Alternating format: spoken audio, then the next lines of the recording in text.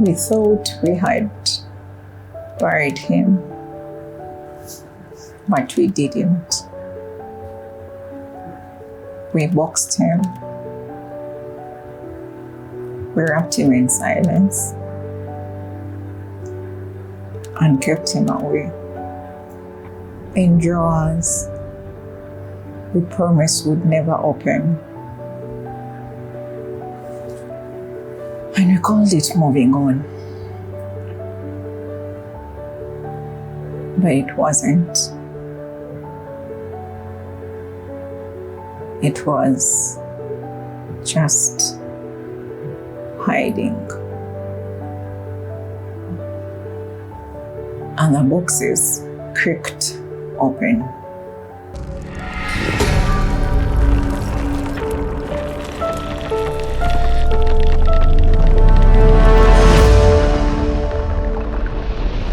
Hello, welcome back to the Unfiltered Truths.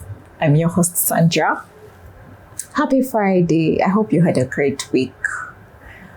On this podcast, we unpack the messy, the beautiful, and heartbreaking truths of life. No filter, no judgment, just stories about what makes it to be human, to love, to lose, and to find our way back to ourselves. And this is a story of the day I stopped hiding from my father. Going back to the village after a very long time wasn't just a journey that I took with a car. It was a journey that I took with my senses. The first thing that hit me was the air. It was heavy. It had smells of rain on red soil. It had scents of, that deep,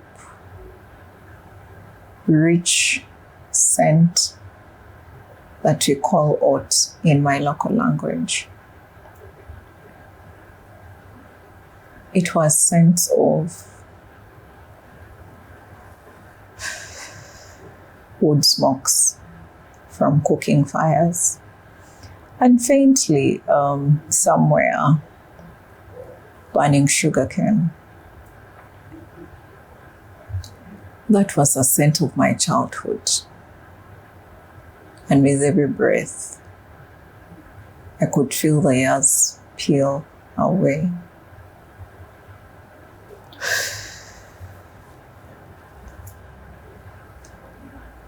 The journey the path to my house wasn't just a path.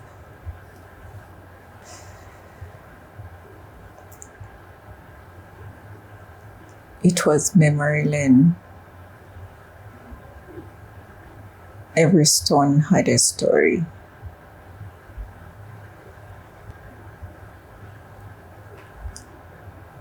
I saw the compound where I danced with my little brother during festivities, and when we just had nothing, just celebrating life. I stood by the kitchen where I got burned. I saw that tree where I fell and scraped my knees. It was a mango tree. Every step was heavier than the last. And then the house. Was it always this smaller? I remember asking myself. Of course, the walls were a little more faded, but the mango trees at the front was still there, heavy with fruit. The silence was the loudest. It wasn't just silence, empty silence. It was silence of waiting, the kind that had held its breath for 20 years. At that point, I knew I couldn't stay without going into my old room. As I approached it on the door, of course, it still creaked like it always did. And there it was. A museum of a life I'd left behind.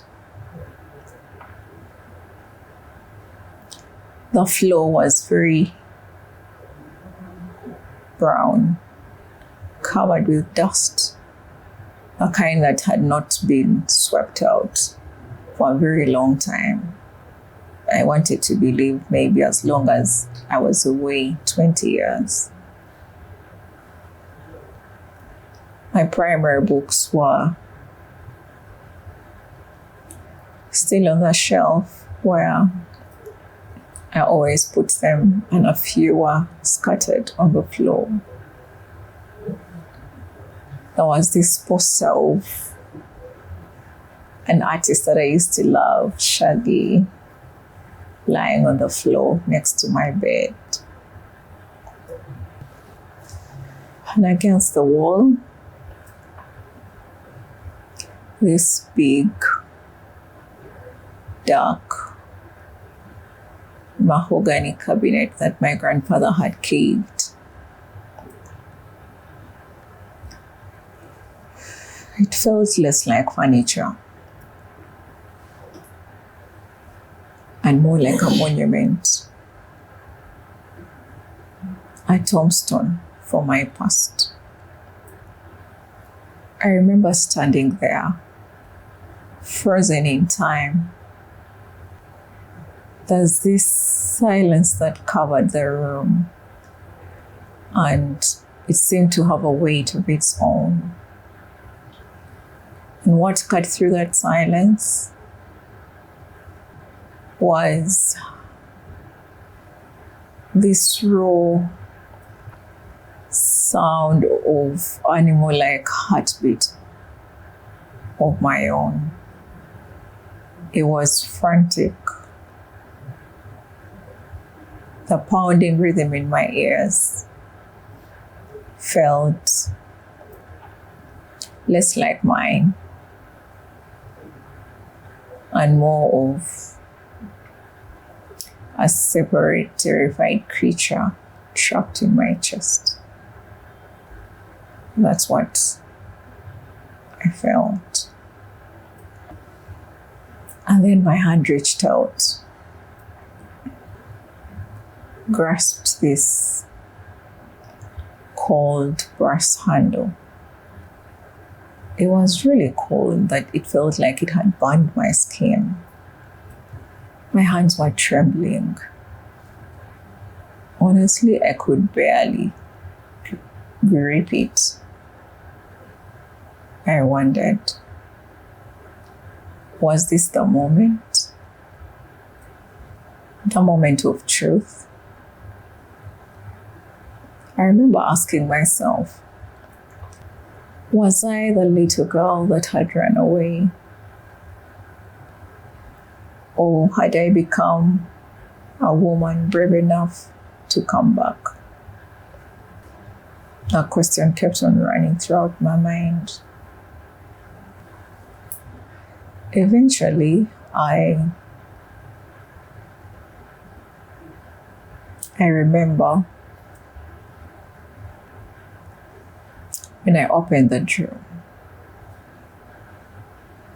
there was an air that came out, wafted with smells of yellow papers, old photos, and all these things just spilled out at me. And when I peered into the drawer, I saw a jumble of a mess. Messy, filled with clothes, some old clothes. There were fragments of a life. There were actually some old dolls. There were also dried flowers. But one thing did catch my eye. It was a small corner of white that picked out under a sweater that I hadn't worn in years. If I must say, I could have worn that sweater last when I was about 13. My heart skipped. I mean, the world just stopped.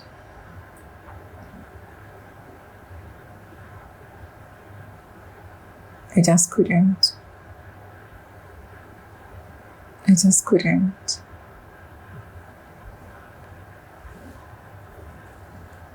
So I pulled it out, and it was a photograph.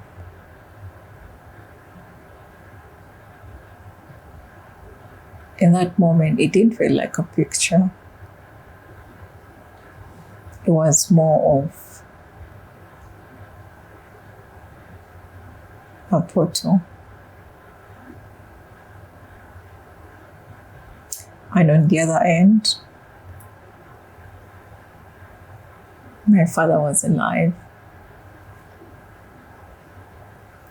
I'm just not talking about a man, a ghost. He was living, breathing, and vibrant. I felt as though I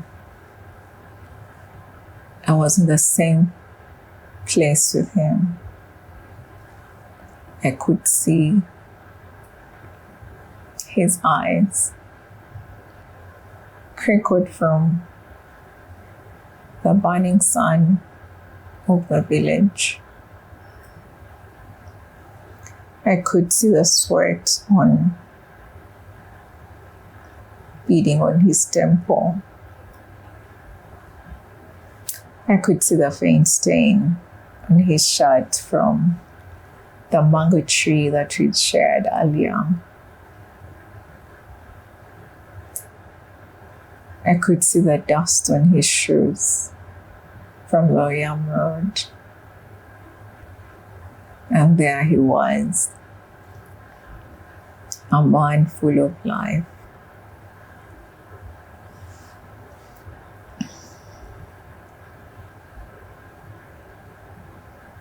So I quickly ran to my uncle, who was seated under the mango tree in the front of the house.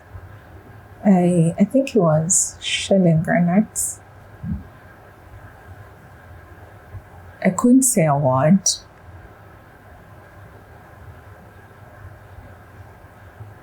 My eyes were welled up,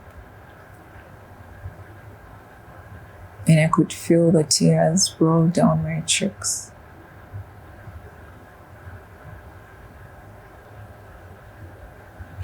I felt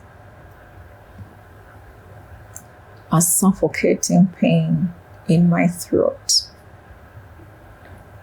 as though there was something that was heavy on my chest that couldn't let me breathe. My body shook with sobs.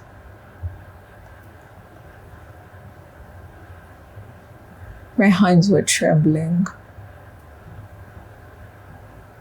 I remember feeling hot and cold at the same time.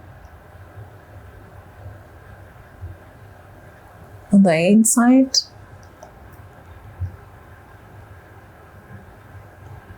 I wasn't just furious.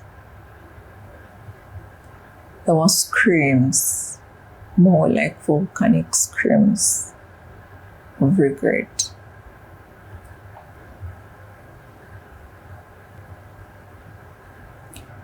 The pain was so intense.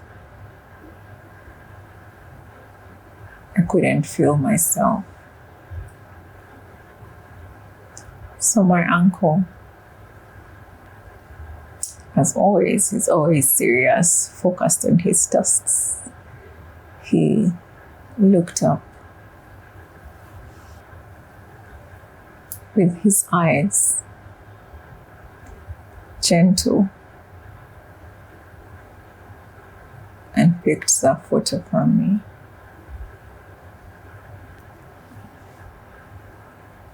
I saw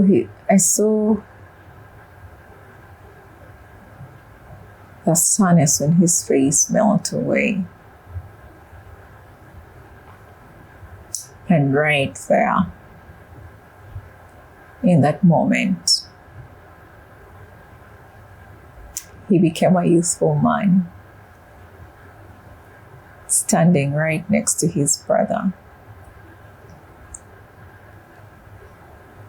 We both felt and could see him smile. His smile, my dad's smile, wasn't just a curve of his lips. It was unfiltered pride. It was pure.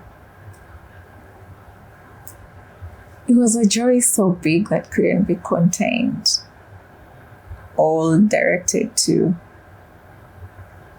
me, the little girl who had scrubbed her knees, soiled in dust, standing next to him and his brother. I remember my uncle saying, Sandra, this day, the bicycle day, you are too stubborn for life. Which I agreed with him I was. He said I fell down many times. I didn't shed a tear. And I just got right back up. He went ahead to tell me how my father laughed so hard that tears rolled down his cheeks. And he said he'd never seen him laugh that hard. He actually went ahead to say that day the laughter shook the compound because it came from his heart, not from the throat, but deep here at the core of his heart. And just like that, it wasn't just a photo anymore. It wasn't just a photo that was surrounded by darkness. It was a shadow called back from the dark. The photo got life. I remember we laughed so hard about it. And I think that day I collected my father piece by piece. My auntie, who was stirring millet fest near the outside kitchen, laughed, smiled, and told me, "Who are your father?" He loved to sing. He had no rhythm, but he would try anyway. That was who he was. And my cousin, who was mending fishing nets, because we have ponds in the village, he also went ahead to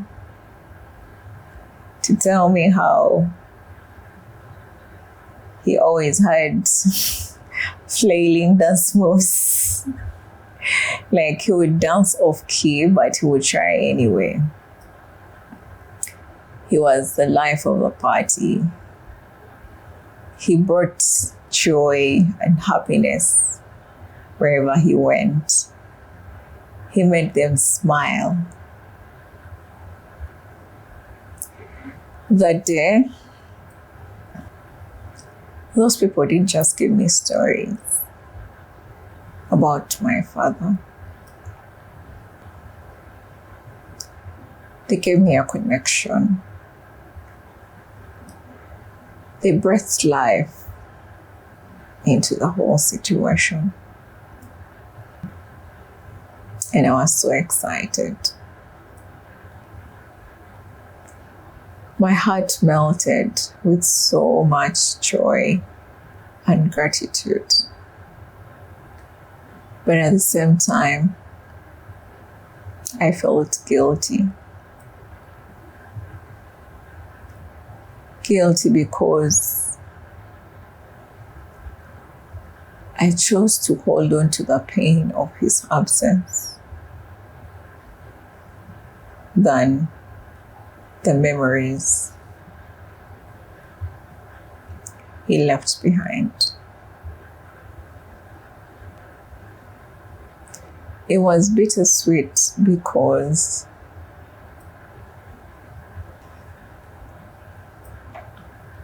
I was busy trying to be strong and forgot what it felt like to remember him. I felt like I had betrayed him, left him in the dark for 20 years. But after those stories,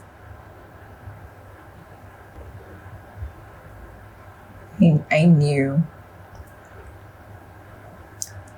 that I could hold both the pain of his absence and the joys of the memories that he created, of the conversations that we had. Truthfully, my heart, the hole in my chest, didn't fill up.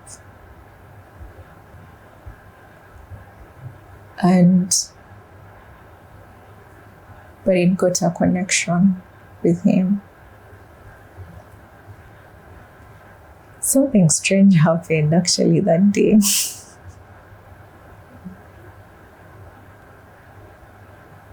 Nothing happened. The sky didn't fall. Neither did the world end. But right there in that moment, I was able to hold both the pain of his absence and the joys of his memories.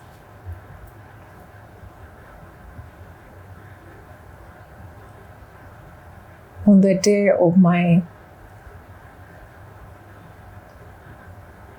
when I was leaving my last day, the morning of the last day,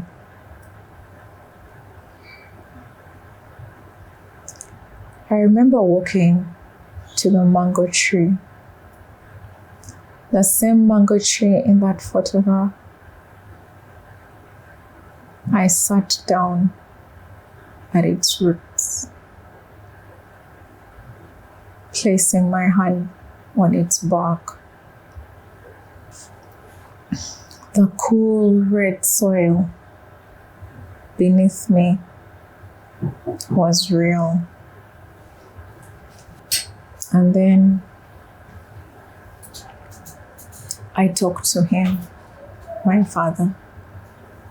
Not a ghost, not a shadow, but a living, breathing man.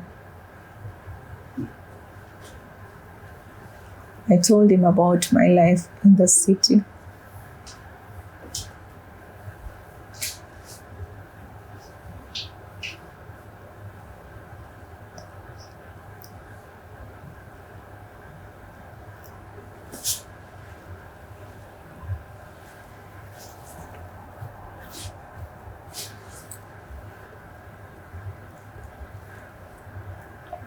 I told him about my fears.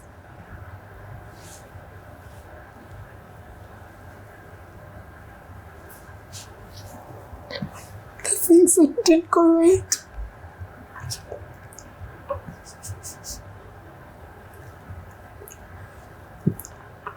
I told him about my small victories.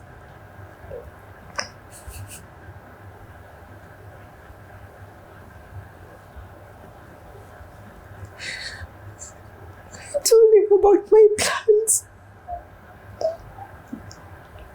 The ones I had wished he would be there to enjoy with me.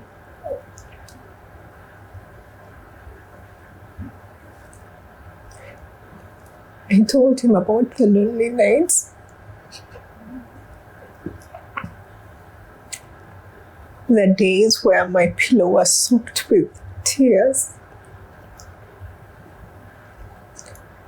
the days when I couldn't sleep. I told him about my struggles.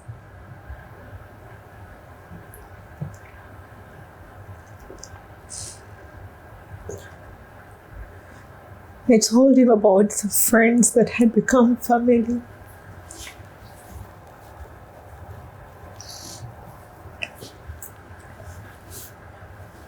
And the people whose lives he had touched. And how kind they'd been to me.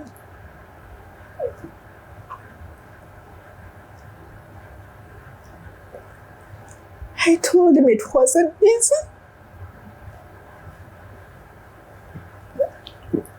And I was sorry for betraying him. I'm trying to be strong and leaving him there.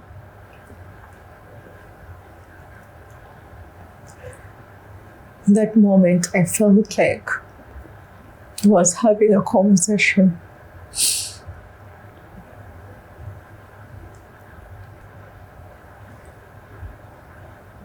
And I told him how I had made him proud because he always told me how proud he was of me. He made me feel seen and loved.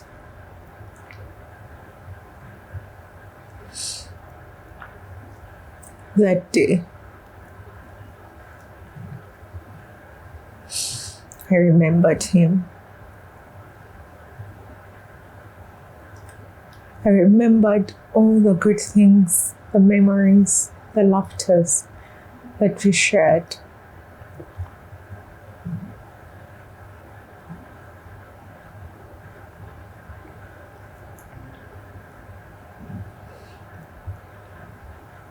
I told him I still loved him, but I needed to let him rest. I also told him about the podcast.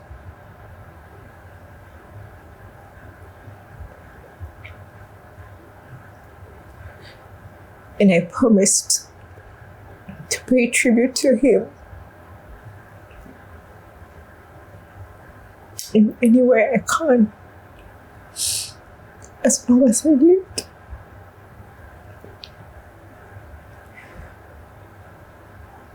That day, I didn't just get closure.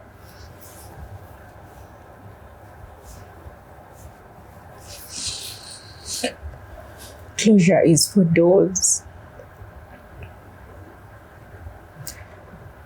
I surely got a connection with my father, a bridge between the pain of his absence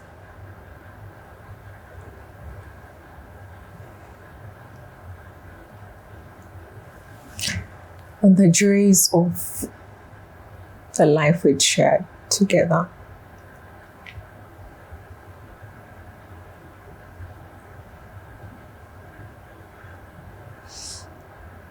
And just like that, I finally remembered him.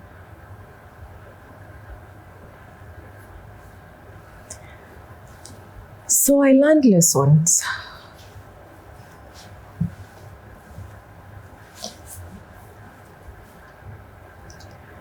Grief is not a box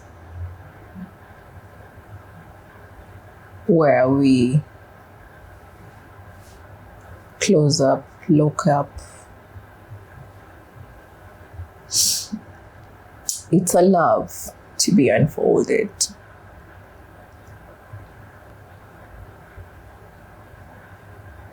That's your story. That's your love. That's your father. That's your mother. That's your joy. That's your regret. Don't box it away. Enjoy it. Unfold the love amidst whatever you're feeling. And it will be worthwhile. So I would like to ask, what's the one thing that you have packed in a box and kept away? What is that thing or part or place that you're so afraid to touch or open because you think it will break you?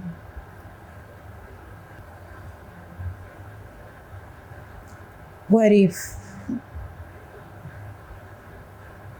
the very thing that you're so afraid of is what is going to heal you? I value the time you've put in to watch this video. Thank you so much from my heart of hearts. If this message resonated with you in one way or the other, please subscribe. The purpose of this podcast is to bring hope, restoration, and resilience. Let's share this video with every one of us that we know is going through something and needs comfort